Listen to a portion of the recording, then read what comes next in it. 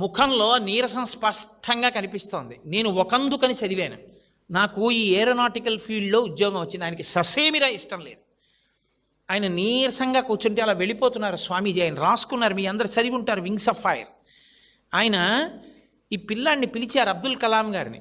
ఏం అలా కూర్చున్నావు నువ్వు అంటే, ఆయన అన్నారు, నేను ఫలానా ఉద్యోగం కోసం వెళ్ళాను ఇంటర్వ్యూకి, అది పొందడం నాకు ఇష్టం, కానీ నేను సెలెక్ట్ అవ్వలేదు. ఈ ఉద్యోగం చేయడం నాకు ఇష్టం లేదు, ఏదో ఇంటర్వ్యూకి వెళ్ళాను, దీనికి సెలెక్ట్ అయ్యాను. ఇప్పుడు నాకు ఈ ఉద్యోగం చెయ్యాలని లేదు, నాకు ఇష్టం లేదన్నారు.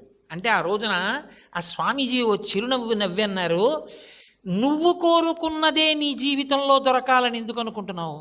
ఈశ్వరుడు నిన్ను ఏం చెయ్యాలనుకుంటున్నాడో అని ఆలోచించి ఈశ్వర నిర్ణయంగా దానికి ఎందుకు వెళ్ళలేకపోతున్నావు? ఏమో ఈశ్వరుడు నీ ద్వారా ఈ జాతికి ఏం చేయించాలనుకుంటున్నాడో అన్నారు. ఆ మాట ఆయన